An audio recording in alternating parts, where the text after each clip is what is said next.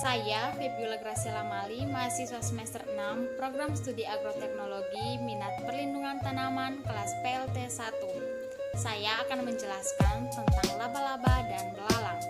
Sebelumnya kita harus tahu apa itu belalang dan apa itu laba-laba. Belalang adalah serangga yang memiliki warna tubuh identik dengan warna coklat dan hijau dan memiliki bintik-bintik gelap pada tubuhnya. Laba-laba adalah sejenis hewan berbuku-buku yang memiliki 2 segmen tubuh, 4 pasang kaki, tak mempunyai sayap, dan tak mempunyai mulut pengunyah. Laba-laba dan belalang memiliki persamaan dan perbedaannya masing-masing. Persamaan laba-laba dan belalang yang pertama, keduanya merupakan invertebrata yang termasuk ke dalam film Arthropoda. Yang kedua, keduanya memiliki kaki yang tersusun secara menyatu. Yang ketiga, keduanya memiliki sistem sirkulasi terbuka. Yang keempat, keduanya memiliki struktur tubuh yang berbuku-buku. Dan yang terakhir, ekskresi yang terjadi pada laba-laba dan belalang terjadi melalui tubulus Malpighi. Selain persamaan, laba-laba dan belalang juga memiliki perbedaan. Yang pertama, laba-laba memiliki 2 segmen tubuh. Yang pertama, cephalothorax atau prosoma yang sebenarnya merupakan gabungan antara kepala dan dada. Dan segmen yang kedua adalah abdomen. Sedangkan pada belalang memiliki 3 segmen tubuh. Yang pertama adalah caput, yang kedua toraks, dan yang ketiga adalah abdomen. Perbedaan yang berikut, laba-laba termasuk ke dalam kelas Archinida di bawah filum Arthropoda, sedangkan belalang termasuk ke dalam kelas Insecta di bawah filum Arthropoda. Belalang merupakan kelompok hewan herbivora, sedangkan laba-laba termasuk ke dalam kelompok hewan karnivora. Belalang memiliki jumlah kaki 6 atau 3 pasang, sedangkan laba-laba memiliki jumlah kaki hampir mencapai 8. Mulut pada belalang digunakan untuk menggigit dan mengunyah, sedangkan pada laba-laba mulutnya digunakan untuk menghisap. Selanjutnya kita masuk pada bagian tubuh dari belalang. Bagian tubuh belalang terdiri dari 3 segmen, yaitu caput atau kepala, toraks, dan abdomen. Bagian kepala dan toraks dilindungi oleh rangka luar yang disebut kitin dan berfungsi untuk melindungi bagian dalam tubuhnya. Karena abdomen tidak memiliki kerangka luar, sehingga abdomen itu halus, lunak, dan rawan untuk terluka. Yang pertama, bagian caput atau kepala.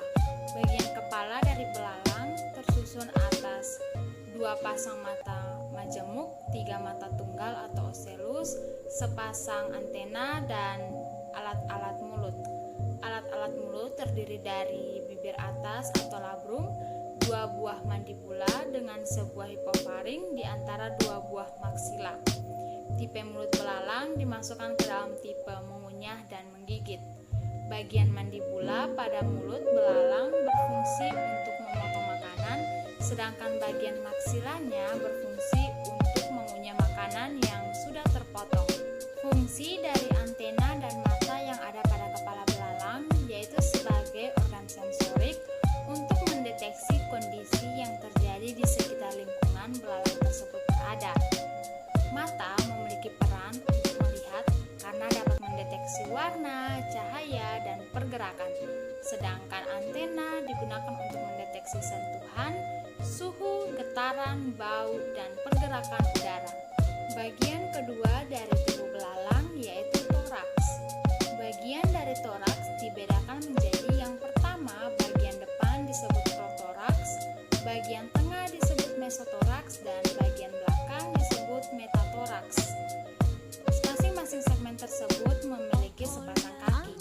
Pada mesotoraks dan metatoraks memiliki sepasang sayap. Segmen kaki dari bagian pangkal ke ujung tersusun sebagai berikut. Yang pertama ada coxa, trochanter, femur, tibia, dan tarsus. Masing-masing dari setiap ruas toraks tersusun dari 4 sklerit. Sklerit yang ada pada bagian dorsan disebut sebagai notum. Lalu sklerit yang ada pada bagian lateral sering disebut sebagai pleuron, serta sklerit yang ada pada bagian ventral sering disebut sebagai sternum. Bagian yang terakhir dari tubuh belalang yaitu abdomen. Abdomen atau perut terdiri dari 11 segmen yang di bagian depannya terdapat alat pendengar yang disebut dengan membran timpani, dan di bagian belakang terdapat organ reproduksi.